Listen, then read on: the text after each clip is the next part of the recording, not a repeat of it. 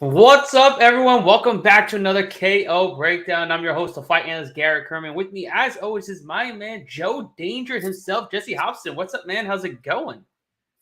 What's up? It's your boy, Joey D, Joe Danger, here live, aka the Black Richard Nixon. Before we begin, I want to say RIPD to Jason David Frank. I got my little VHS Karate Kids Club right here. Nice. I was gonna get out my dagger, but I like a little glimpse behind the curtain. I was tooth and nail trying to get here as fast as I could, just because I want to talk about these fights. So it's in my closet right here. It's in the show in spirit. Maybe I'll break it out one of these days. Maybe I won't. But yeah, little spoiler alert, little look behind the curtain, and yeah, RIP to an MMA legend, a legend in my heart, and a legend in a lot of people's hearts, especially here in Houston, Texas. But I don't want to be negative. I want to be positive because Garrett, we have a nice deck of cards, coming up, and I'm really looking forward to breaking this one down. What about you, bud? Oh hell yeah! 15 fight card coming up. UFC Orlando. This is arguably the fight card of the year. The UFC, not the fight card of the year, the fight night fight card The of the fight year. card. Yeah, Yeah. the fight card. But yeah, man. I mean, top to bottom, this is absolutely stacked. Kevin Holland, Stephen Wonderboy Thompson at the top. Even RDA against Brian Bam Bam Barberena. I mean, it's littered with great up and coming contenders as well as mainstays in the divisions. You have hometown fighters like Phil Rowe, Nico Price, joining us. It's gonna be good, man. I'm looking forward to it. I'm looking forward to breaking it down. And we gotta say what's up to our fans here. Our guys are coming in, talking with us. We got Forrest Daniels. What's up, man? How's it going? Thomas, what's up? I appreciate you coming on, joining us, getting some insight, putting some money in your pockets. We had a phenomenal betting night just a few weeks ago, in a very lackluster fight card. Yeah. Might I add? Went undefeated, a smooth 6-0 on the fight card. I loved it, and I'm hoping to bring more of that momentum here at UFC Orlando. Hey, isn't it funny how you have like a sweep, or you have a great night like that and you don't hear anything, but it's the nights like Kayla Harrison, she messes up a parlay, and then everyone and your mother is hitting you up. And I mean, who could have called that? I mean, I know that we have some viewers that did pick the other side of that coin, but it's those nights that we get hit up on rather than the really really good nights. And before Forrest mentions it, I just want to let him know that I accidentally left my Freddy lights on, so that is why they are off. I didn't have time to change the batteries, but they will be changed for upcoming shows. So thank you. Before you pointed out, I just wanted to throw that out there. Yeah, I mean, normally that's the name of the game. No, Yeah. they don't want to see people that are in the limelight succeed. So they want to throw shade when they're allowed to throw shade, but they're never going to show praise when you do things good. It's just the way it works in this day and age of social media. Speaking of praise, I have to commend you for your background. I really like the McGregor Diaz image. Like, that's one of my favorite posters of all time. Thank Um, you, thank you. and the other one, I mean, I could give or take, but uh, I actually have McGregor Poirier 3 right here, Oh, dope. looking down on. So I don't know, any McGregor Well, poster I'm a fan of. So, but that one especially.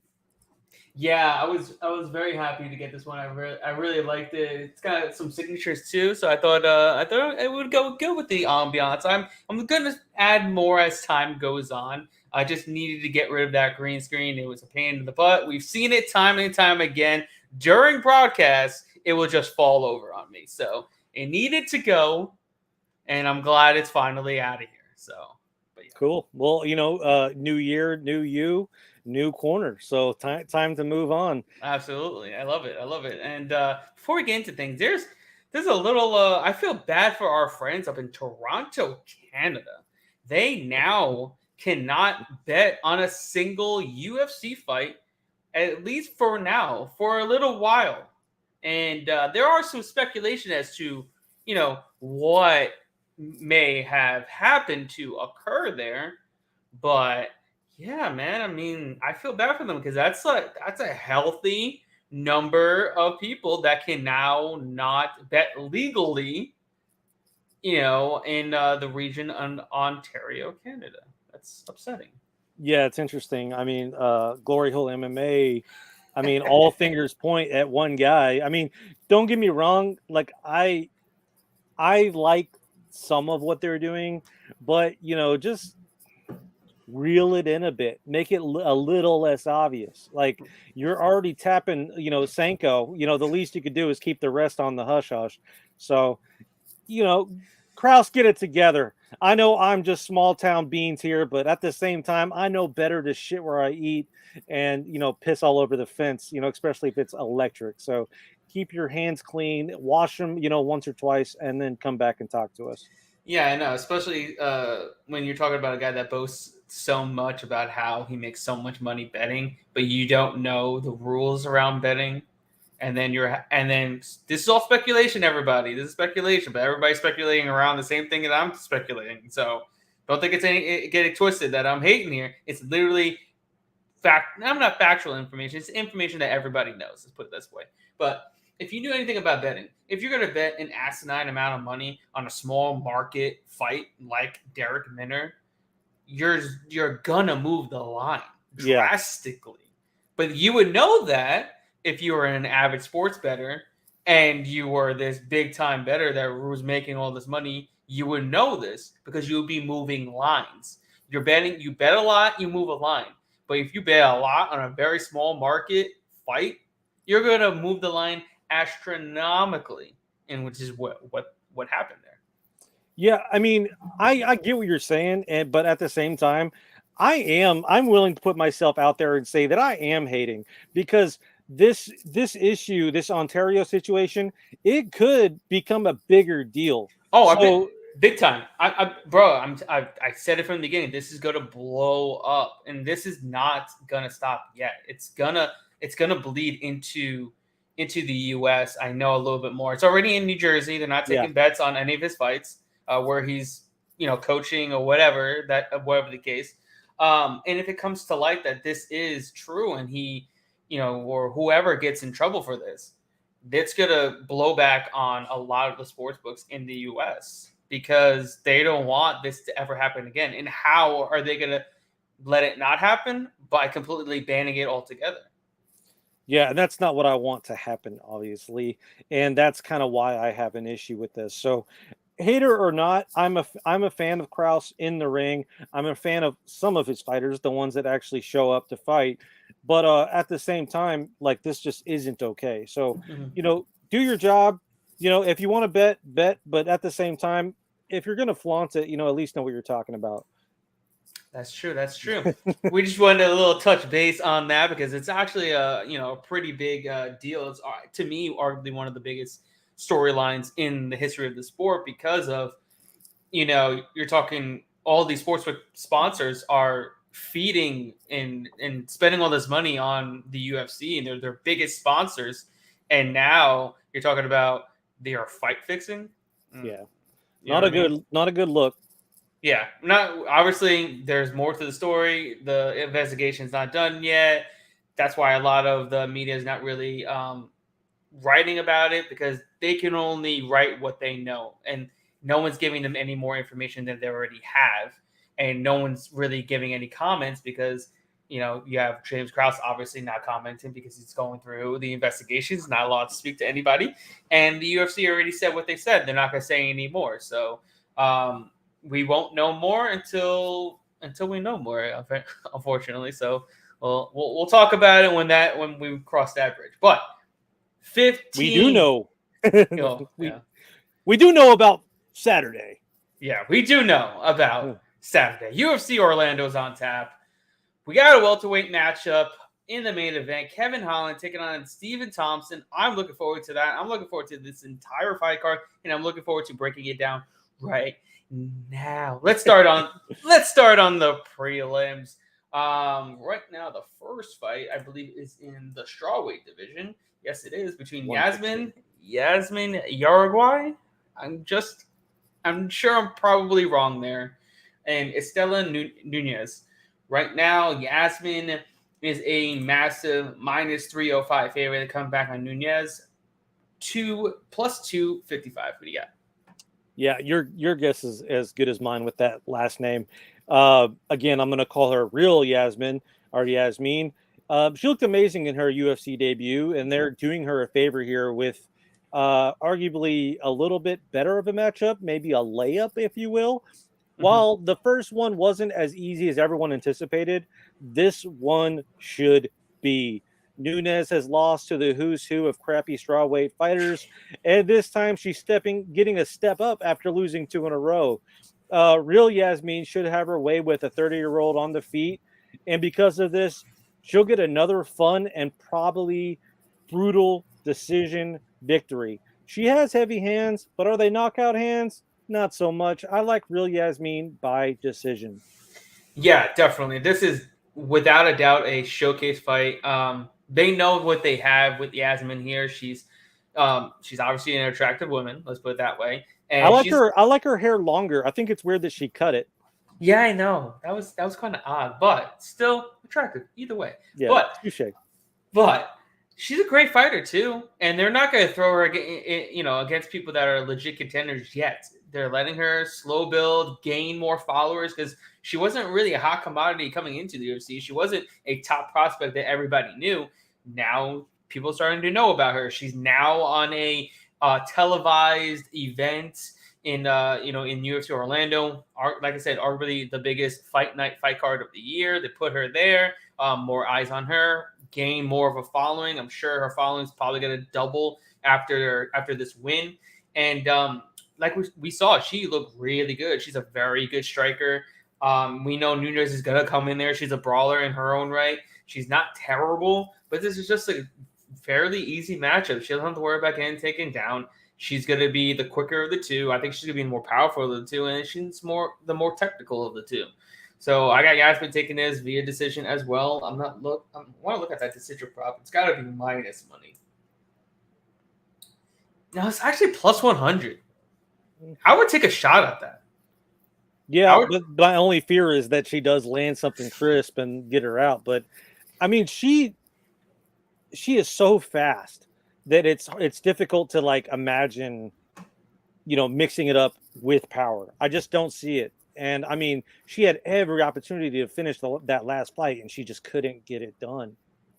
Yeah, I know. That's why I feel this should be a nice over on the rounds, a nice decision prop, a plus 100. That's not terrible. If it was minus money, I'd stay away. But if you give me plus money on a women's MMA fight that normally goes decision more likely than not, I'll take a shot there. I like it. What's up, David? Appreciate you joining us. I agree with that. Other than I kind of like the 4 p.m. time. I'm not so big on the 7 p.m. time, especially when you got a 6 fight card starting at 10 p.m. But I'm still happy to have fights on. I mean, we had a week off, and then we got 3 weeks off coming up at the end of this month. Yeah. Not looking forward to that, but unfortunately, we got that coming up soon. I drink coffee with the fights no matter what time they are, and then once the fights are over, I feel like I have like a huge adrenaline dump because of I usually have money on the last fight, so yeah. I feel like a crackhead regardless of when the fights are. That's like the trying to get over alcohol syndrome, kind of situation. But I don't really care when they are as long as they are. Yeah, it just I'm happy. I'm happy just because there's no boring women's MMA fight on the main card, so there's no fights that I'm gonna be sleeping through. So I know I'll be up for the main event. There's one boring one, and I'll get there.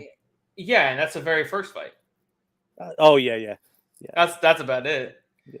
What's up, Marcus? Appreciate you joining us. He's taking Yasmin inside the distance here. Forrest is saying 9-0 versus trash. If I mean, Yaz, her last fight wasn't bad though. Like she had the decent competition in her last fight. much better than Estela Nunez for sure. And Yes. if Yasmin loses, I will run naked through my neighborhood. We're holding you to that. You have to live stream that. Just say. I'm not holding him to that. I'm holding him to it. I'm holding him to it because you can't say and don't do it, right? Okay. All right. He can probably do it on Twitter and get away with it.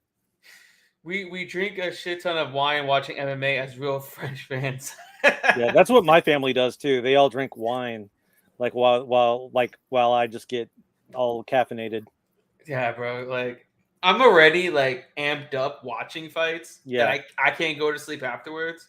That's why I don't like 10 p.m. start times because I'm a grandpa. But then you having all that caffeine, I really wouldn't go to bed. yeah. I don't like the early card. Like I do like the early cards because then I get my night free. Right. But then I'm like, what do we do at nighttime? yeah, what am I doing? Yeah. Because my wife is. What am I supposed to do now? Yeah, well, and it's funny because my wife will be like, okay, you want to go watch the fight somewhere? And I'm like, they're already over. Like, they're already over. Like, it sucks. Now we got to watch boxing. Oh, yeah, there is a big boxing match on, too. Tyson Fury's coming on. It's not really a big. It's just because Tyson Fury is fighting. Tyson Fury's fun. I mean, he's going to win easily. But anyways, let's keep it moving. Our next fight up is in the featherweight division between Francis Marshall and Marcelo Rojo. Right now, the line is minus 155 for Marshall to come back on Rojo, plus 135. What do you got? So you actually kind of talked me out of this one. I did initially have Marshall picked, and I think that it's the wrong side ultimately. You know, Francis's stand-up striking didn't look great in his last fight. He does look good on the ground, but he's nowhere as good as Kyler Phillips or Charles Jourdain, which those are words straight from the fight analyst's mouth. Rojo does have heavy hands for his size, so he connects on Marshall. That could and should be it. Also, this is a win or go home fight for him. So with that added pressure, I think he's going to come in hot and heavy and look for the KO early and often. I like Marcelo Rojo by KO. I think it's the play. I think it's the side. I'm not really understanding the Marshall love. The deeper I dug, the more I didn't get it. Like he looked lackluster the last time around, and now he's the favorite. Like, come on. I don't see it. I think we're going to see the best version of Rojo because I know he's now training at a better camp, training with much better competition there as well, getting a lot of good looks and different looks that he wouldn't get in Antrim Gym in Mexico. He wasn't getting, the best training over there. So he moved to Glory MMA and now he's getting, a ton of great looks. Unfortunately, he's not going to have James Krause in his corner, but I'm pretty sure his head coach from the Antrim Gym will be in this quarter for that fight. Because I'm pretty sure when they have fight camp, their head coach from that gym comes over to Glory and helps them out. But yeah, Rojo, he actually is a striking coach for Brandon Moreno, if anybody did not know that. The dude's an elite striker. He showed that against Jourdain, where he was winning, probably, I think he would have been up 2-0 in that fight. And yes, he got finished, but is Marshall finishing 1 feet? No. And yes, he got subbed by Kyler Phillips, who is a BJJ black belt and another elite striker. But I mean, let's be honest, guys. I mean, Francis Marshall right now, he's a minus 155 favorite. Money's starting to come in on Rojo here. I think you're getting a ton of good value because he's 0-2 in his last two, but against elite competition. Francis Marshall, 6-0. He's extremely green, extremely young. He's only 23 years old. His first fight is a UFC debut on, like I've been saying, arguably one of the best fight night fight cards of the year in a sold-out crowd against a guy with more than 4 times the amount of experience than him. 4 times. And you're telling me, you're giving me the guy with that much more experience, with knockout and end-changing power at plus money, I will absolutely take a shot here because Francis Marshall's only way to win is grapple fucking Rojo. And could he do that? Yeah, he probably could. But I'm going the latter to that. Rojo's gotten better in his takedown defense, better at getting up after getting taken down. Because we've seen Marshall give up position when he was on the mat against Connor Matthews. You saw it in their first exchange in round 1 where he had his back and didn't put the body lock in. It was honestly one of the oddest things you could do because immediately when you get someone's back, you want to get the body lock so they're not going to get out of there. The moment you put the hooks in, you want the body lock because they're locked in there. But it was super open. He was able to reverse it with relatively ease and get back to his feet. Those are the openings where I think Rojo will be able to get up. And when he does get up, he's going to punish Marshall. Marshall is getting teed off on against a BJJ fighter. And all Marshall does is throw a jab and a cross. That's his arsenal of striking. Granted, it will work good against somebody like Connor Matthews, who's trash at striking, but it's not going to work good against Rojo, who actually has some type of head movement. He switches stances very well. He's got nasty calf kicks, and he's got power in his hands. He was fucking up Jourdain, and he mixes it well to the body, into the head. It's going to be a rough fight for Marshall if he doesn't go in there and absolutely dominate him on the mat. So I'm taking Rojo here at plus money. Let's get it, bro. Yeah, for those that aren't like on the same wavelength as us, I was also like you. I was all in on Francis Marshall. Go back and watch the Jourdain fight, the Rojo Jourdain fight, and then go back and watch Marshall's last fight on Tuesday Night Contender, and tell me how Rojo doesn't get it done. It's a huge step up for Marshall. And like Garrett, I also think that Rojo probably has improved in more ways than one. It'll be interesting to see what actually comes to fruition here. Yeah, I just think we're going to see the best version of him. Granted, I'm not saying Marshall's a terrible fighter. I just think it's a bad matchup. I know Rojo has lost 8 fights, but two of those eight losses are against elite competition. Both that would beat Francis Marshall. Even though Kyler Phillips is, pretty skinny, the dude would definitely fuck up Francis Marshall. Even if he would take him down, he probably would sub him. But and to your question, David, Marshall trains at Kurt Pellegrino Mixed Martial Arts. He's an ex-UFC fighter from back in the day, Kurt Pellegrino. More of a grappler type fighter. Let's put it that way. What are the odds currently on this fight? The odds are minus 155 for Marshall and plus 135 for Rojo. Yeah. All right. With that said, let's keep it moving. Our next fight up is in the lightweight division between Natan Levy and Genaro Valdez. Right now, Levy minus 200. Come back on Valdez plus 170. Who do you got? Yeah, so this one's interesting too. Valdez, he isn't great. And depending on the pace, he may tire himself out trying to find the finish quickly. Size-wise, this is an even matchup, but Levy is levels above Valdez skills-wise. It really isn't about who wins, more so when he wins. Honestly, I like Levy early, maybe round 1, but likely round 2 by KO. And again, kind of like the last fight, I'm not saying that Valdez is horrible or like a bad fighter, but based on the matchup and the skill sets, Levy should find the finish here. So I don't know. It might be submission, but I like KO. Yeah, I think Levy should cruise to a victory here. I think Valdez, he's good, but I mean, I just don't think he's got the tools to really beat Levy. Levy does well at keeping at range, utilizing his kicks very well, like a karate style.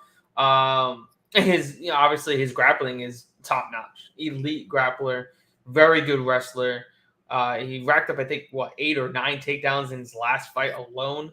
I think that's going to spell disaster for Valdez, who's basically a brawler, a guy that wants to get in there, get in your face, and throw down and try to go for the knockout, which I don't think he's going to be able to do, because if he tries to come forward and brawl with Levy. He's just going to take him down easier than he would if he was trying to counter against him. So I got Levy going in there, getting the job done. I hate minus 200, but I think he's a decent parlay piece. A nice little double up with somebody else because I feel like he should show off in this fight, just like he did in his last fight.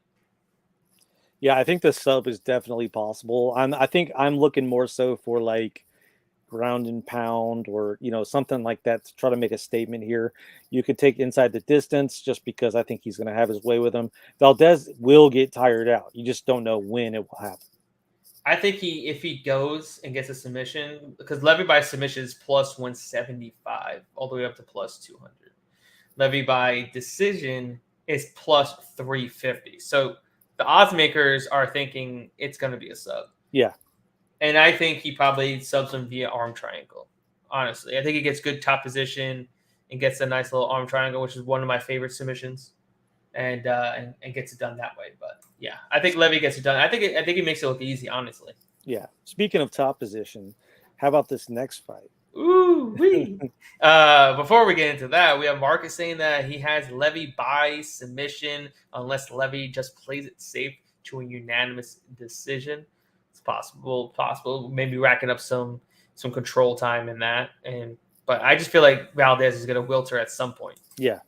And then we have 4 saying he's got Levy submission second round. He clips him and then follows him to the ground for a rear naked choke. I like it. We have like a lot of Nostradamuses watching today. I think we do. I think you guys should be betting these rounds and the props and everything. And then also you should go over to Verdict MMA and get some Verdict tournaments while you're at it because this is exactly what you do over there. It's super fun. It's just you got to pick a winner and how they win. It's not DraftKings. It's not anything like that.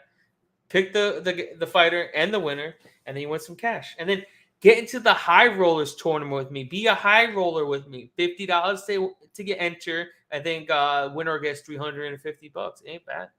That's really not that bad. And it's only 10 people. You're only going against 9 other people. So it's only 6 spots left. Get in there. All right. Moving on. Our next fight up is in the women's flyweight division between Amanda Ribas and Tracy Cortez. It's a dead even pick'em fight. Minus 110 across the board. Who do you got? Yeah. Sure. Cortez, she has the stand up and the fake eyelashes. But as soon as this goes anywhere near the ground, Ribas should take over. Kind of sad, really, when you consider who Cortez is fucking. I'm going to take Ribas by submission just because I feel like it's going to eventually get there and she's going to take over and find the... I don't know how she's going to do it, but I know I just have a lot of faith in Ribas this time. Yeah, I'm on Amanda Ribas as well. I'm still holding out hopes that we get her a plus money. But if I have to take minus 110, I absolutely will. Cortez, we know what she does well, and that's her wrestling, her top control, her ground and pound. She does very, very well there. She's very subpar on the feet. We saw that against Melissa Gatto, who was having her way with her on the feet at range. And we also saw Gatto put her in some pretty precarious positions on the mat. The thing that Gatto did wrong was play too much on the mat and playing too much guard and was willing to play that jiu-jitsu game. That is something Ribas will not do. She will not play. She'll play off her back for a little bit, but then once she knows she can't get something, she will scramble back to her feet. She's got really good takedown defense. I think it's around 86%. And the only fighters that have beaten Ribas are strikers. There's not a single grappler that's beaten her. Not one. And on top of it, she out-grappled 2 of the best grapplers in the UFC in the women's MMA, in Verna Jandiroba and Mackenzie Dern. Mackenzie Dern is by far the best BJJ fighter in all of mixed martial arts for women's MMA, by far. It's not even remotely close. And she out-grappled her fairly easily, actually. And on the feet, Ribas is definitely way better than Cortez. Way better than Cortez. So it comes down to whether or not Cortez can get Ribas down, stay on top control, and just hold her there and just kind of grind her out. That's her only means of winning this fight. Whereas Hebas can sub her, she can win in the scrambles, she can win on the feet, she can win by decision. I mean, there's more ways for Hebas to win this fight than I do think Cortez has in her favor. Yeah, she's definitely going to be good in the wrestling. I do think she's going to rack up some ground control and some takedowns. But ultimately, Hebas will be able to get back to her feet, where she has a massive advantage in the striking department.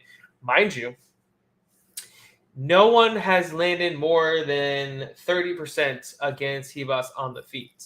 Caitlin Chikagian only landed 26% from distance against her. So fighters are not landing against her. The only one that really had success was Marina Rodriguez. Yep. After Hebas was absolutely dominating her in the first round on the mat. She got tired, and then she got her shit rocked in round 2. It is what it is. But that's the only one that's dominated Hebas on the feet in her time in the UFC. So give me Hebas here, -110. I think it's a great price. I'm still going to hold hope I could get maybe +100. But even so, I'll take Hebas here at -110. I bet we'll see some more movement by the time the weigh-ins and everything. Oh, yeah, definitely. Marcus got Cortez by points, not putting too much money on this fight. I get it. Tom says, unpopular opinion, I like Hebas in this one too. Too much hype on Cortez. I agree. I mean, granted, she's 5-0 in her last 5 fights. She's 4-0 in the UFC. I've seen some holes in her game that I think Hebas can exploit. We saw that in her last fight. And I think it's gonna happen here as well. And then Forrest Daniels got Hebas by decision. And then both women are sexy as fuck. Yep. This is for the sexy as fuck belt. Yep. We definitely agree with you there. That's some spot on analysis right there. All right. Let's keep it moving. Our next fight up is in the featherweight division between Darren Elkins and Jonathan JSP Pierce. Right now, Pierce -460 to come back on Elkins +370. Who do you got? Yeah, this is the fight for the sexy as fuck belt right here. I'm rooting for Elkins, but this is the tailor-made matchup for Pierce to get a highlight finish. You know, Elkins will continue to enter, and Pierce is going to piece him up every single time. I'd assume we see blood and lots of it. It's going to look like an old Ric Flair match, you know. I'd also assume Elkins gets tired in round 3, and ultimately we get a nice, dirty finish somewhere near the middle of round 3. I'm gonna put a little bit of money on the Pierce by KO in round 3, and then just Pierce in round 3.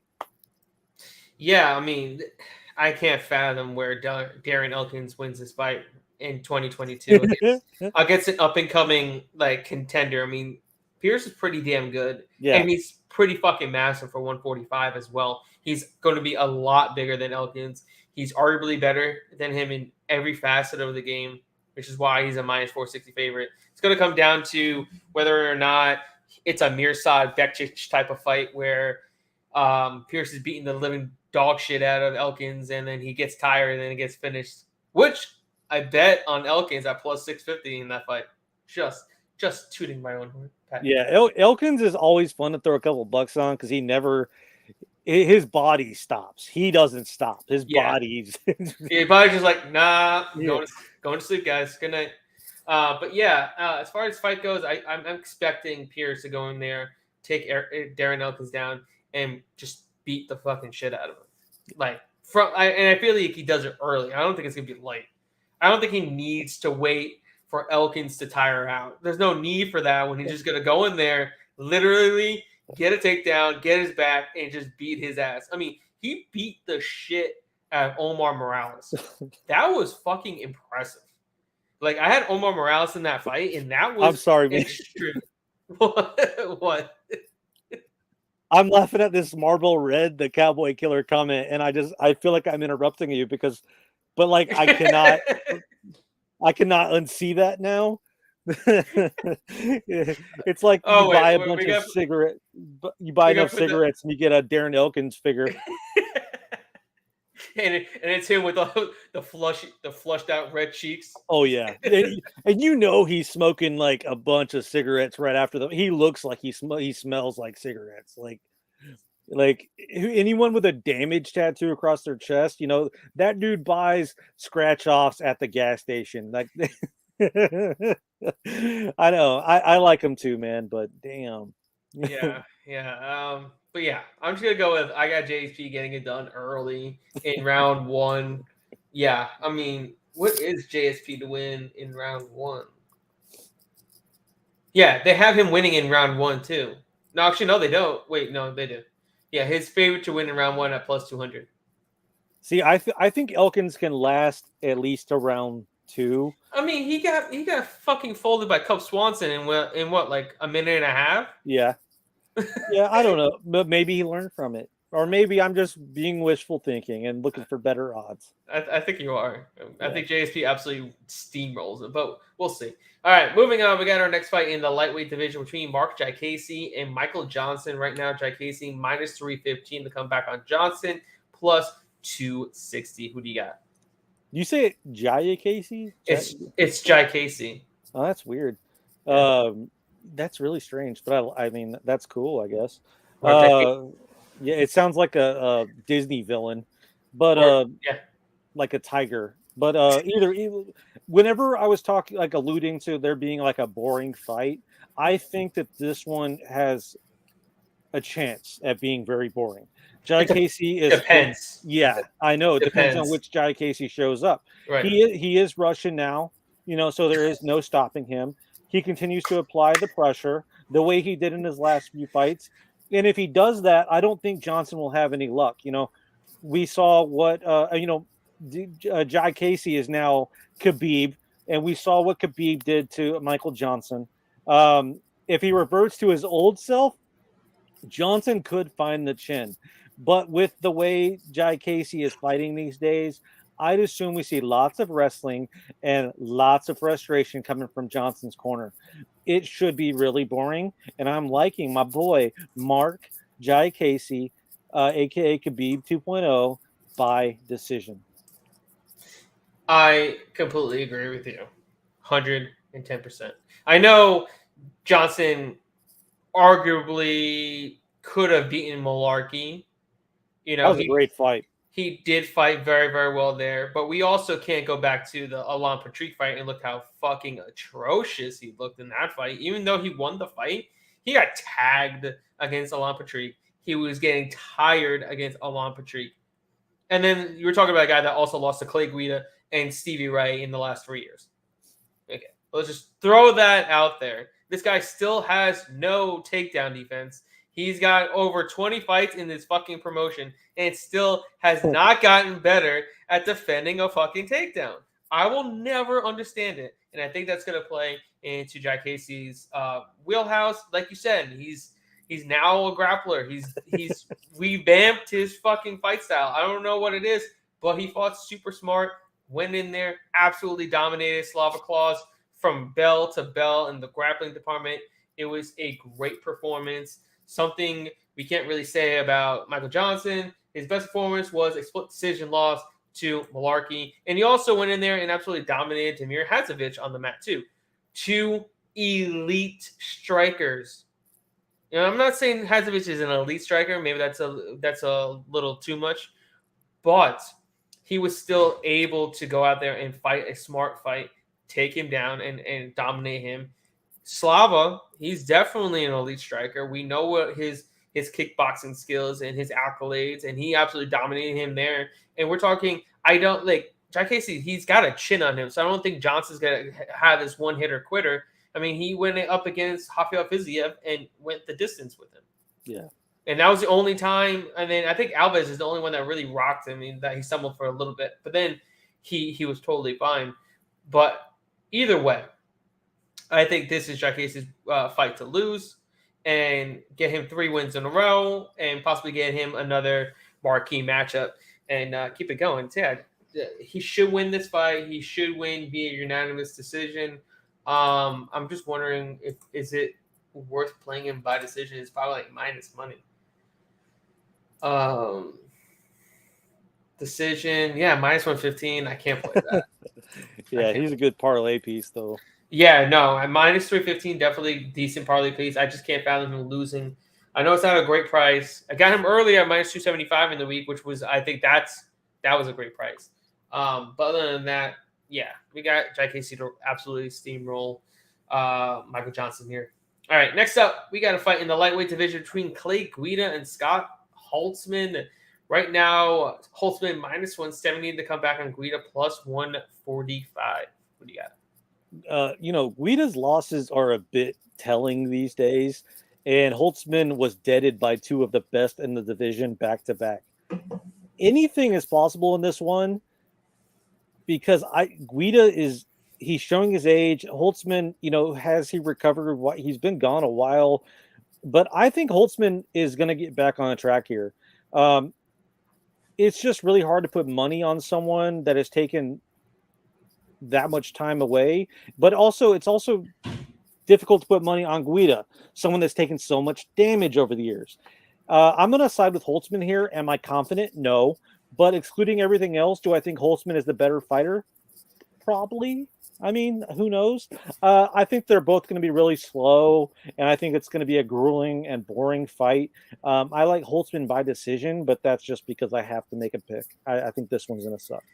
Yeah, first and foremost, definitely not betting on either one of these fucking two in the year 2022. They're both at the tail end of their careers, not understanding why this fight has really been made. Scott Holtzman hasn't fought in 20 months after getting brutally knocked out in his last two fights, albeit against elite competition. But we also know Scott Holtzman still, like Michael Johnson, has not gotten better at takedown defense. He still gets taken down like it's nobody's fucking business. Clay Guida went in there. He got subbed via knee bar in like a minute. That was impressively bad. Like, then he ran back. Like, yeah, what is this? And like that's why it's hard to trust either one of these two. I think Guida, if you're playing this line, I feel like you gotta bet Guida just because he's a dog here. No one should ever be betting Scott Holtzman as a minus 170 favorite against anybody that's breathing on this planet Earth right now in this year of time. I just can't fathom you playing him at this price. So if I were to bet on this fight, which I'm not, I would take Clay Guida because we know he's got the grappling advantage. If he just lands some takedowns, he can win the fight as long as he doesn't get absolutely killed on the feet. But I don't think Scott Holtzman's got this one hitter quitter that he's going to be able to go in there, land a heavy shot, and get the job done. So I'm siding with Clay Guida as a dog here, but it's a no bet for me, dog. It's funny looking back because I remember we picked Beneil Dariush against Holtzman, and like everyone was on Holtzman that night. I didn't really get it. And then that knockout came, and I was just like, "Holy shit! I won a ton of money! Like that was fucking awesome!" But and now like I'm like afraid to put money on Holtzman against Guida. I should have like been so much more confident back then. But it's just interesting how things can change in a year. Bro, it's crazy. And look where Dariush is at now. He's on the verge of possible title contention soon, hopefully. And we cashed in on him as well against Gamrot while everybody was fading him. What? Keep fading. Put some respect on my boy's name. Oh, yeah. All right. Keeping it moving. We got a fight in the women's strawweight division between Emily Ducote and Angela Hill. Right now, Ducote minus 120 to come back on Hill, plus 100. Who do you got? Speaking of respect on my name, you guys laughed at me when I picked Hill over Godinez, and whether you like it or not, this is a huge test for Garrett, your girl, Ducote. But don't get me wrong, she's great, but Hill has the reach and she should be able to push the pace too. And as long as she stuffs the takedowns, which she has shown improvement lately, she should be getting her hand raised. I know Hill is getting older, and I like Ducote as much as the next guy, a.k.a. you, but I think we will see a sweaty split decision here, and I am taking the dog, Angela Hill, and her tight little 40-year-old ass booty shorts. Decision time, my man.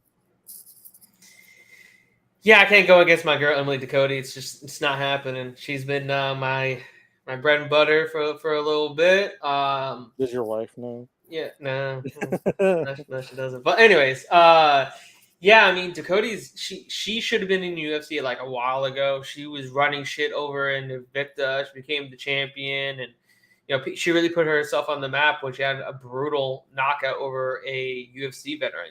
And then she went in and defended her belt against Alicia Zapatella, which was a great win there. She stopped her. She come in on short notice to take on Jessica Penne and absolutely dominated her. It wasn't even remotely close. Was fucking her up on the feet. She almost got a leg kick knockout. Yeah. She couldn't even stand. And I think those leg hits are going to play massive dividends in this fight against Angela Hill because she utilizes a shit ton of movements. That's her name of the game. For her is just stick and move the entire time. She's going to have a ton of problem if Ducote is just hammering on that lead leg of hers. So it's going to come down to war of attritions. Will Angela Hill be able to just stay on the outside and counter the entire time? She's not going to be able to come forward like she did against Godinez. It's just not going to happen because Godinez is not the powerful striker that Ducote is. She's not the technical striker that Ducote is. She doesn't have the height or reach that Ducote has as well. So Ducote is going to be the one that's coming forward like she was in the Jessica Penne fight, where Hell's now going to have to be on her bike, utilizing her speed and her movement to get the job done. But Ducote also has better grappling than people give her credit for. She's able to mix it up, and I feel like if she, like I said, utilize the calf kicks, mix in the takedowns, and make Angela Hill work early, so then she starts to fade as the rounds go on. Because I feel like those calf kicks are going to play massive dividends in rounds 2 and 3, where she's just going to be a sitting duck, and she's not going to be able to just utilize her speed and her movements in the later portion of the fight. So I'm taking Emily Ducote here. It's not a play that it's not like a Amanda Ribas play where I'm extremely confident in on it, but I feel like I got to take my girl Emily Ducote here. Maybe we should do a friendly bet on that one. Maybe we might have to.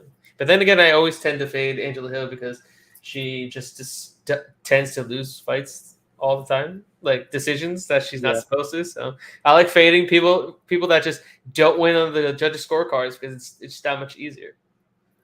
Well, now you're talking yourself out of a winning bet, so never mind. No, I'm not talking myself out of anything. It's just another Angela Hill fade job for me. All right, let's keep it moving. Our next fight up is in the welterweight division between Nico Price and Phil Rowe. Right now, the line is set at minus 135 for Price to come back on Rowe, plus 115. Who do you got? Is that true? Gardenia was hung over? I don't think so. I think it's just talking shit. Oh, okay. Okay. Because I was like, that's news to me. That's funny though. So Nico Price, Philip Rowe. This one I kind of went back and forth on. I'm not confident, but what I do know is that Price has faced stiffer competition.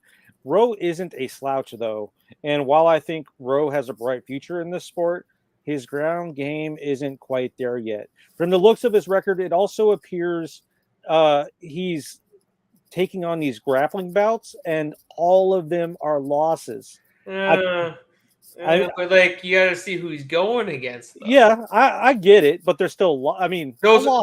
All those guys would absolutely easily sub Nico Price with relatively ease. I mean, those are elite grapplers. Especially he went against the best grappler ever. Yeah, I like know. ever. Like there's no one that will be better than that man ever. But I can't fault him for trying, but I think that could be a path to victory for Price to get this done. His wins come by knockout. He does have a few submission wins. So whether he finds it via ground and pound or by sub, I'd expect Price to exploit the ground somehow and come away with the win. I'm not confident because I think both these guys are good, but I do like Nico Price by sub, maybe inside the distance if you're feeling froggy. But yeah, Price is my pick.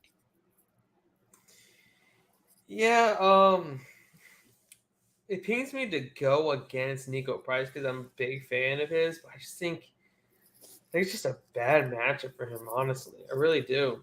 Uh, Phil Rowe is extremely long, 80-inch reach, extremely tall, 6'3".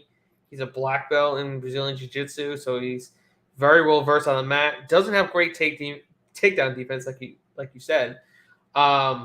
But it's not like Nico Price is going for takedowns or he's a great wrestler in his own right. He's only averaging 0.79 takedowns per 15 minutes. He's only successful on 22% of his takedowns. So it's not like he's going in there and absolutely dominating anyone on the mat. And at distance for Rowe, he's got some serious power. Yeah. Serious power. He utilizes his reach extremely well.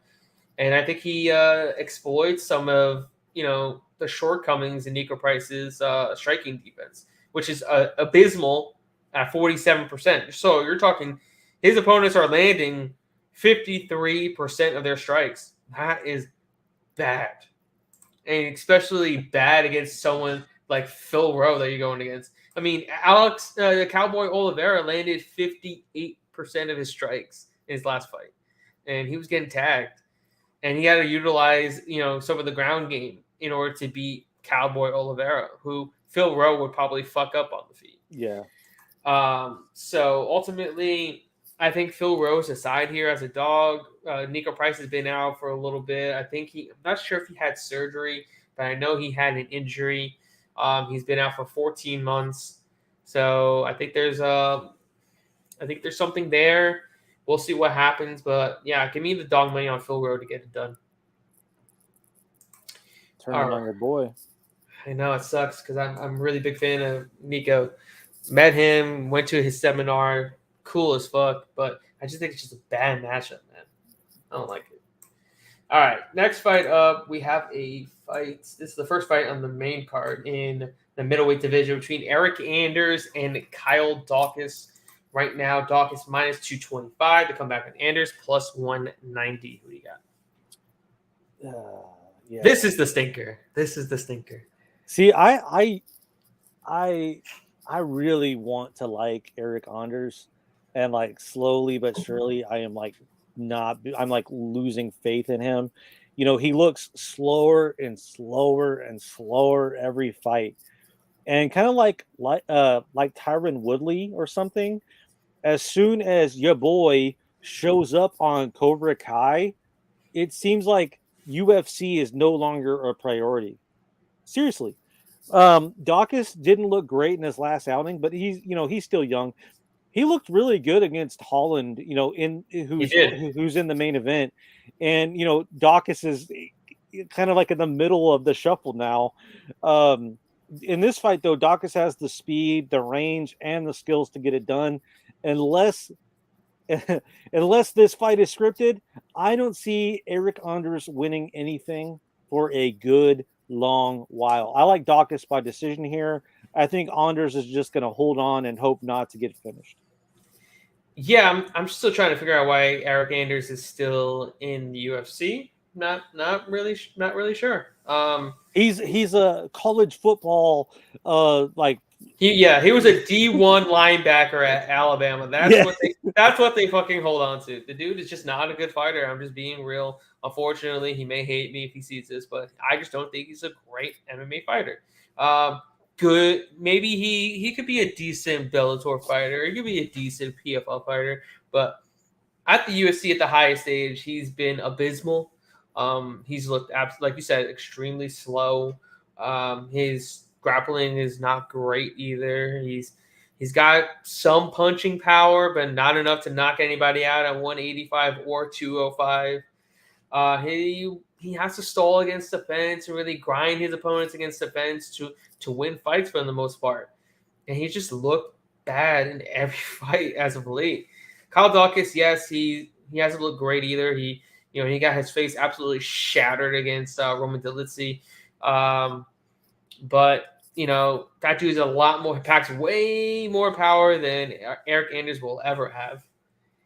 And the only drawback about Daukaus is that he's taking this fight pretty shortly thereafter getting his face absolutely shattered and having surgery for it.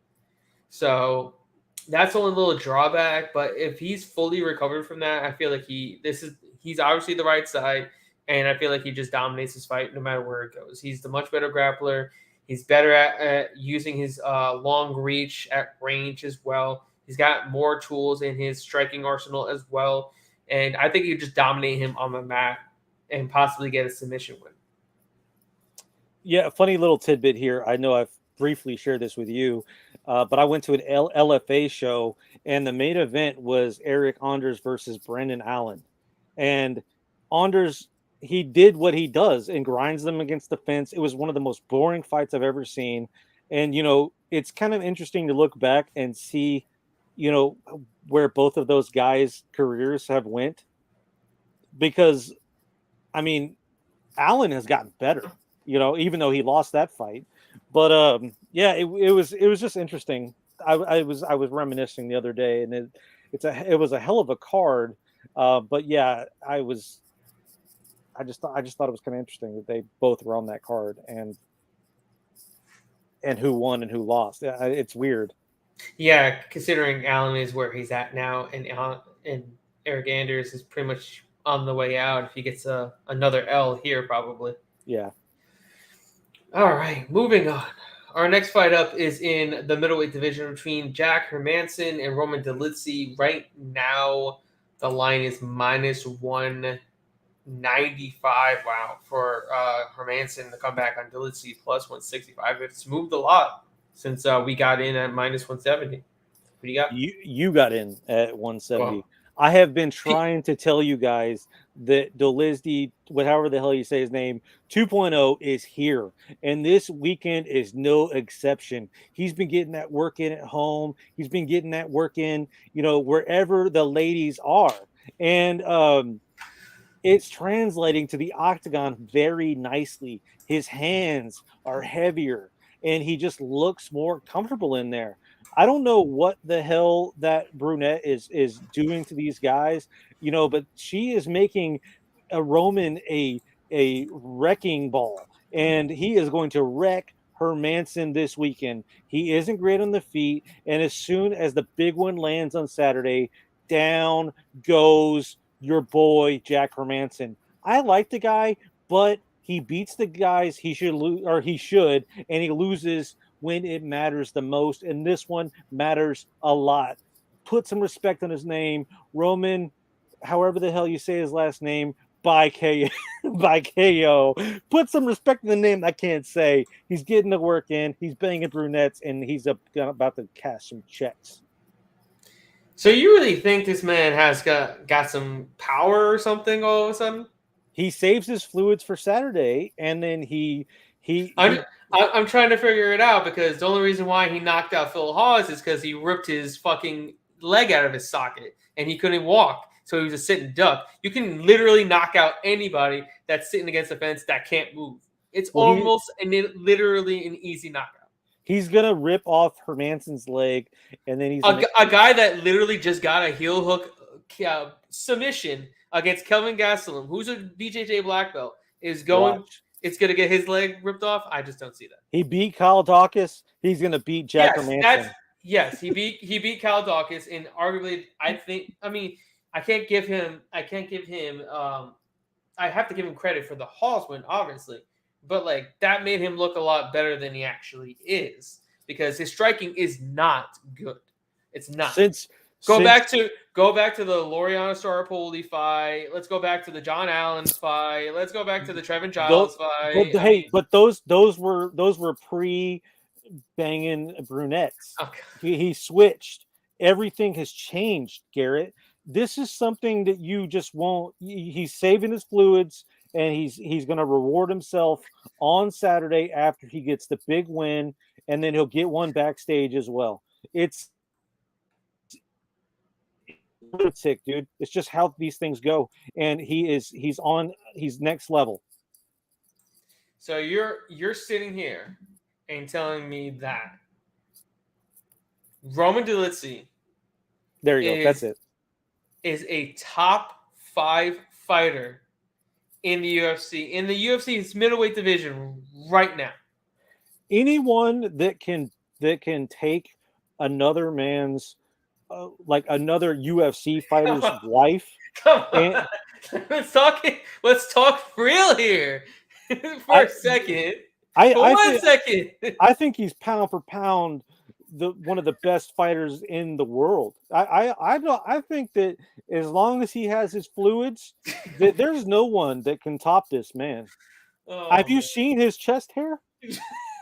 It's impressive. But look at the trajectory of this man. Things have changed. A fire has been lit in this man, and you need to respect his girth. I'm saying I'm laying it on the line. All right, maybe I'm wrong here, okay, but this is a extremely similar situation as a Chris Curtis fight. Everyone blowing them up out of proportion, with me included. And Jack Manson showed like you're not better than me. You shouldn't be in the same octagon as me. Not yet. You're not at my level yet. And he's going to show Roman Dolitzy's not at his level yet. Roman Dolitzy is like Chris Curtis multiplied by Sean Strickland, and you are going to get the beating of a lifetime, Jack Hermanson. I guess we will see, because I just can't fathom where Jack Hermanson's fighting the guys like Marvin Vettori, Edmund Shabazian, Sean Strickland, Chris Curtis, Kevin Gastelum, Jared Cannonier, Thiago Kevin Santos. Gastelum? Come on. Thiago Santos, but that was Kevin Gastelum before him just falling off a goddamn cliff. Well, I know, but my guy Roman climbs cliffs. You forget. Yeah, in Georgia. Yeah, he climbs cliffs now because he has this newfound thing. I don't know what it is, but he has it. I don't know, bro, but like the list of elite fighters this man's fought, and then he's gonna somehow lose to fucking Roman Dolitzy, who's 11-1, and he's literally not good anywhere. You cannot do. You cannot do. You can't do MMA math on Roman. Right. You can't do MMA math, and I understand that. But let's just look at what he's better than him at. Jack is a better striker. Jack is a better wrestler. Jack is a better submission threat. Jack is better at cardio. What the fuck is better? What is Roman better at? Literally nothing. Banging brunettes, cashing checks, chest hair. The list goes on, my friend. Banging chicks, cashing checks. I like it. I think that's about it. Watch. I don't know what Hermanson's a world beater now that he beat Chris Curtis. Come on, no. Sean Strickland touched his face for 5 rounds, and they gave him. But come on, that's something Roman can't do. Roman doesn't fight because he doesn't need to. Because he's going to show up. He's gonna put up. He's gonna knock him out, and then he's gonna go and celebrate. Who's knocked out Jack Hermanson? Tell me. He will this Saturday. Who's knocked him out? Add him to the list. Who's knocked him out? I can tell you who's knocked him out. I don't know. I don't have the statistics. I don't do this for fun, Garrett. But I'm just saying. Like, if we're talking about Roman Dolitzy's gonna knock him out, and then you look. I sent you a long list of elite fighters, and not one of them have knocked him out. Scrubs. Other than the two that knocked him out, Thiago Santos and Jared Cannonier. That's it. Cannonier makes sense. Thiago Santos makes sense. What was that? 2017. And then who has Roman knocked out? Phil Hawes after he had one leg, and then Kyle Dawkins. There is a period. Laureano Staropoli he couldn't knock out. Trevin Giles he couldn't knock out. John Allen he couldn't knock out. That was before. Okay. We're talking about after the cliff. He found his cliff. He climbed the cliff. All right. AKA somebody else's wife. Let's keep it. And now things are different. It's like when here. Like whenever you see like a what's it called Indiana Jones, right? He opens up the thing and it's like all the questions are answered. He has seen the answers to the questions. He has lifted the unliftable rock. and All he's right, going let's to keep knock out Jack Hermanson on Saturday. Put him in your lineups. Don't listen to this man. He's a fraud. My bad, Forrest. Forrest, we're not saying you got blackballed here. We're just going on a little bit of a tangent here, getting a little dicey. You know, The sexy AF belt is on the following fight. That was on that we moved it to the damage fight. yeah. All right. All right, moving on. Our next fight up is in the heavyweight division between Sergey Pavlovich and Tai Tuivasa. Right now, the line is set at -215 for Pavlovich to come back on Tuivasa plus 185. Who do you got? Yeah, Sergey is obviously the pick for everybody here, but I'm going to go against the grain. I think Tai Tuivasa impressed the world when he faced Gon, and by lasting as long as he did, everyone knew that it was inevitable. And while Pavlovich should and could win this one if he utilizes his wrestling and sambo, I just don't think he'll do it. All of his recent wins come by KO in round one, and his only loss comes from Overeem by KO in round one as well. So questions will be answered. I think Tuivasa can take a punch, but how many of Sergey Pavlovich's punches can he take? And if we see a round two, what happens to Pavlovich then? I like the under here, and I also like Tai Tuivasa's heart. Don't blink. I like him. I like Tai Tuivasa by KO plus money. I think it's worth the risk. One of these guys is getting knocked out. It just win and who. Yeah, I agree with that. I mean, it's worth the risk considering you're getting plus money for a guy that's going to get knocked out and a guy that's going to get a knockout regardless if he wins or loses. Ultimately, I went with Pavlovich when I got him at -190. I think he's obviously the more technical striker of the two. He utilizes his reach very well. He's got a long, I think it's 80 or 83-inch reach. He's arguably one of the better kickboxers in the division. Kind of like a Cyril Gane, obviously not on his level. Obviously, don't get it twisted. But you also talk about Tuivasa. Yeah, he looked good against Gane. He gave him some trouble. He landed some good shots. But I feel like Gane was just fighting a little too dumb there. I mean, I feel like he could have fought a little bit smarter, engaging a little bit in more than he should have. Yeah.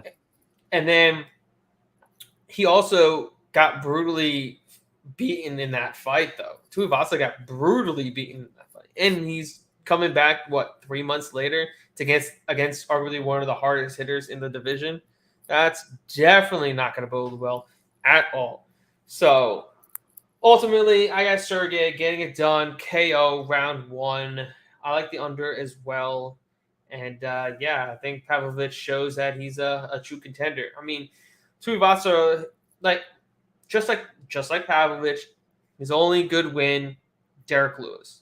Yeah. Tuivasa's only good win, Derek Lewis. So it's going to come down to whose Derek Lewis win was better. Well, yeah, and that's the thing is I want to really side with Sergey, but then I'm like, okay, well, who did he beat? He beat big ass head Shamel. Maurice Green, Golden. Right, but Tai Tuivasa also beat. Yeah, I know. No one as well. It's hard for me to warrant these odds where they are now, anyway. Well, it's because of the fact that Pavlovich is 18-1. Oh, I get it. No, hasn't lost, and then Tuivasa just got knocked the fuck out just a few months ago. Yeah, I get it. It's just and I agree with both you and Forrest about the fight being a little too soon. He did just get his ass whooped, but I don't know. I think he has a big heart. I think that does play into some of these fights, and that's. I saw people kind of annoyed that this wasn't the main event. But my argument for that is this probably won't go beyond 2 rounds. So we don't need it to be a main event for fun. For what? Yeah, for what? You got 5 rounds, but it's only going to go 10 minutes. So. Yeah, so what's the point? But, I mean, this, I think, is the people's main event, ultimately. It's going to be like one of those old UFCs where, you have a main event and then you have, those prelims after the main event, for weirdos that actually stay after the fight. So, I don't know. It'll be fun. I think that this will be an interesting. It'll be interesting to see where we go from here. like who will Sergey fight next if he wins or loses, and same with Tuivasa. Like there's going to be some interesting matchups, especially with some of these heavyweights that are coming up now. Yeah, definitely. All right, let's keep it moving. Our next fight up is in the men's flyweight division between Matheus Nicolau and Matt Schnell. Right now, Nicolau minus 365 to come back on Schnell plus 300. Who do you got? Yeah, sorry, Garrett. I am a little long-winded. It's just been it's been a good night and it's been a long time. R.I.P. JDF. Happy to be here. Uh, while Schnell had a decent outing his last go, and we all know I'm his biggest fan, I think this fight's tailor-made for Nicolau to come away with a showcase win. He is an exceptionally polished striker. So while Schnell is crafty and may have the range advantage, this just isn't a great matchup for him. I hope Schnell proves me wrong just because I like him, but I don't see this one going well for Mr. Danger and his fans this weekend. I like Nicolau by decision just because I do think Matt Danger Schnell can hang, but I wouldn't be surprised by a KO as well. Yeah, I mean, he's legit. Yeah. And he's someone that he was on that 125 purge that they did. He definitely should have never been cut ever. He's legit. And I've been a big fan of his. I think he's great. Like you said, an exceptional striker. He's a plus grappler as well. He's got good takedown defense. And I think he goes in there and starches Schnell. He normally is a guy that wins decisions, but Schnell gets hit a shit ton, gets rocked a shit ton. And I expect Nicolau to finally get a finish here. We're going to see him go in there and get a knockout of Schnell and really put his name on the map, because a lot of people really don't know him and what he's about, but they're going to find out on Saturday night. Yeah, I think you're right on the money there. I think that's why the UFC made this fight, because Schnell is kind of a name. And then especially after his last outing, I think people are starting to like, oh, that's that guy from MTV. So now they're going to give him a guy that can beat him right. and kind of take that hype, and actually earn that hype. So it'll be fun. Yeah, I'm actually going to be a really good scrap, because like Schnell comes to fight no matter what. Win or lose, that dude is in the fight. And Forrest, right now, Nicolau's minus 365, one of the biggest favorites on the card. And to come back on Schnell is plus 300. Yeah. All right, we are up to our co-main event. Rafael Dos Anjos, RDA, taking on Brian Bam Bam Barberena. Right now, Dos Anjos minus 560 to come back on Barberena, plus 430. Who do you got? Yeah, I see this one going a lot like the Marciano fight. The Moicano? Yeah, dude, I'm not French. RDA should be able to handle Barberena with pressure and poise, all the while piecing him up with jabs as he comes in and out of range like RDA does. I like RDA by decision, but if the RDA can get enough together, he might be able to finish Barberena. He is a warrior and he's given us some great fights, but as a fan, he's kind of worried me ever since he came back from his surgery. I think Barberena, he likes to battle, and I like to watch it, but yeah, he's getting a little rough around the edges. I'm hoping for a good fight, and I'm hoping RDA wins by decision, because that's what I assume will happen here. But yeah, that's what I got. Yeah, it's really hard to bet Barberena. I know he's plus 430, but I mean, this is a massive step up. Even though RDA's kind of lost a little bit of a step, but you're talking about a guy that beat the living shit out of Moicano. Granted, Moicano was on short notice and he had to go 25 minutes. He wasn't really in the best shape, but beating someone of that caliber the way that he did, I don't expect Barberena to even remotely fight as good as Moicano was able to do in that fight. Barberena can get taken down. We've seen it time and time again. We've seen it even in the Jason Witt fight, where he was able to get taken down and controlled and lost 2 of 3 rounds to Jason Witt, which is no bueno there. In RDA, BJJ black belt, come on. I mean, he could. I know Barberena's got good submission defense, but he can submit him here. I feel like this could be the first submission loss Barberena's UFC career. Ultimately, I got RDA winning this fight. I don't like the price of minus 560, but ultimately he gets the job done. Supposedly you're on fire tonight, Jesse. Jesse's letting you know you're on fire tonight, Jesse. Fire. Yeah, call me the pizza boy because I am delivering. I like it. All right, we're finally up to our main event in the welterweight division between Kevin Holland and Stephen Wonderboy Thompson. Right now, the line is minus 170 on Holland. The comeback on Thompson plus 145. Who do you got? As we all know, Garrett, styles make fights. And while Thompson's style was an enigma for years, I think it'll play perfectly into Kevin Holland. And, Thompson isn't a takedown threat. Holland has the reach advantage. So I think this should go just as the public assumes. Both guys will fight at range, but as soon as Holland decides to become a bit more aggressive, that's going to be all she wrote. Even if Thompson is having his way for some reason, Holland should be able to put Thompson out when he decides. A la Anthony Pettis. I got Kevin Holland by KO, my boy, Big Mouth doing it once again. Yeah, I'm definitely taking Stephen Wonderboy Thompson here. Just can't fathom laying the chalk on Kevin Holland here. In a fight where I know he's probably going to fight like an idiot and strike with Stephen Thompson because that's what he's going to do. And I don't know if we forget that he looked like dog shit in that first round against Cowboy Oliveira at 170. He was getting teed off on. Granted, we can't really talk about his next fight because that was against Hamza Chimaev, which is a completely different matchup.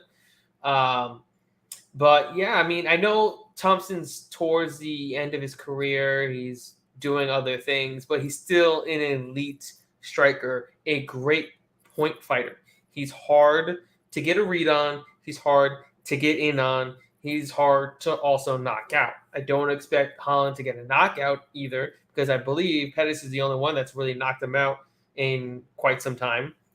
And I don't think Holland's going to be able to replicate what Gilbert Burns did either because I don't think he has the grappling chops to keep Stephen on the mat. He doesn't have the BJJ to keep him there either. So, you're talking about Gilbert Burns who's been knocking out. People didn't want anything to do with Thompson on the feet. He had to go and grapple fuck him for 2 rounds. He lost one of those rounds, and he had to grapple fuck for 2 rounds in order to get the job done. He had to win a boring fight to beat Thompson. Kevin Holland is not in boring fights. You can't have an exciting fight and beat Stephen Thompson because he's going to beat you in that type of fight because he's going to be able to keep at range, stay at range, utilize his kicks, and just kick you to death. You can't get in range when you're getting head kicked, you're getting body kicked, you're getting calf kicked for an entire fight, and then he's got that style that's extremely hard to get a read on. So yeah, give me Stephen Thompson here. I think everybody's counting him out because he hasn't fought in a while. He's turning down fights with fighters, and and I get it, and he's doing other things, especially with like karate combat and this and that. But yeah, I think Thompson gets the job done. I think he gets back into the win column here, and at dog price, I'll take a stab. Yeah, I'm gonna play Holland after round 1. Like, just heads up, because I think like what you're saying is true. I think he's gonna play around out, and then round 2 we might get a serious Holland, and then if it's anything like the Cowboy fight, he's gonna fight shit. I'm not understanding where Forrest Daniels is saying Thompson his chin is suspect. Just the Pettis thing. I mean, that was if we're talking about just Anthony Pettis, that was 3 years ago, and he's had 4 fights against Vicente Luque, who he beat, Jeff Neal, who he beat, Gilbert Burns, and Bilal Muhammad. And those are all decisions? Those are all decisions. That is the only person to knock him out in his entire career was that fluke Superman punch by Anthony Pettis. Yeah. So I don't see a knockout being a viable path of victory for Kevin Holland. I don't think he gets a knockout. So therefore, if he's not knocking him out, is he winning a striking battle against one of the elite strikers in the division? Yeah. Against a guy that his game revolves around outpointing his fighters. Not even going in there trying to get a knockout, just outpointing his fighters. I mean his opponents. And don't fathom where Kevin Holland has really beaten anybody. I mean, in granted, he didn't look good in the Oliveira fight in the stand up. He didn't look great in stand up against Kyle Dawkins either. No, If he we didn't. look, if you look at that fight, so those are two bad instances where he didn't look good in the stand up. In the Tim Means fight, he definitely looked better, but that's also Tim Means, a guy that literally stands there and gets hit. That's what he does. He goes out there and brawls. And so ultimately, I feel like if this is a striking affair, it's hard to take Holland in a 25-minute striking match against someone as skilled as Stephen Thompson. And I also don't think Kevin Holland would beat any of the fighters that has beaten Stephen Thompson, other than obviously Anthony Pettis and probably Darren Till. But well, in the Darren Till fight, I thought he won the Darren Till fight personally. That's it. But like you look at Bilal Muhammad would beat him, Gilbert Burns would beat him, Jeff Neal, Vicente Luque, and he beat 2 of those 4 guys. That's interesting. Yeah, I mean, I get where Forrest is coming from. Like, we just kind of assumed that his chin is suspect because he did get that highlight finish gets shoved down our throat. And then also he is older. And then also, like David mentioned, he is talking about retirement. The guy hasn't fought in a long time. Right. So, I mean, we can assume that, his chin is a little more suspect than it used to be. But at the same time, like Garrett mentioned, he's not a slouch. And, if these odds do continue to creep up, I don't think that it's a bad play. I still am going to have to side with Holland, though, just because it's my guy. Right. And, I mean, I think that Holland does present a little bit of a challenge for Thompson because they're both awkward and different. I mean, overall, this will be a fun fight. And I'm curious to see what happens. And I'm curious to see if Thompson retires. Yeah, I'm definitely looking forward to this fight. And I'm looking forward to this entire fight card. I can't wait for it. UFC Orlando on tap Saturday, 7 p.m. Eastern Standard Time on ESPN. Before we go, you guys had to head over to PrizePicks.com. Sign up using promo code PropsLive. 100% deposit up to $100. Easy money. It's just less than on the prop totals that they have there. Get in there, get some quick cash. Also, guys, you need to go over to the Verdict tournaments too. Sign up there, and again, in some of these tournaments, it's just to pick them. You got to pick your fighter in the main card, how they win, and the round that they win, and it's easy money. It's only a couple people in some of these tournaments. In the guaranteed spots, doesn't need to fill up. You're guaranteed the money, even if there's 6 people in the tournament. So go in there and win some cash. And get in the high rollers tournament with me. There's only 6 more spots left. Let's get it. All right. So with that said, we need you guys to head over to Playmaker on all social platforms. Give them a like. Give them a follow. Head over to Fatly. Go get some dope gear over there. And we'll be back next week. More fights. More bets. After Jack Hermanson loses this week. No. We'll be back. We'll be back with Jack Hermanson, beats Roman Dolidze and knocks him back down to earth, guys. We'll be back. See you then. See you next week. Same time, same place. We're out of here. Adios. Save him,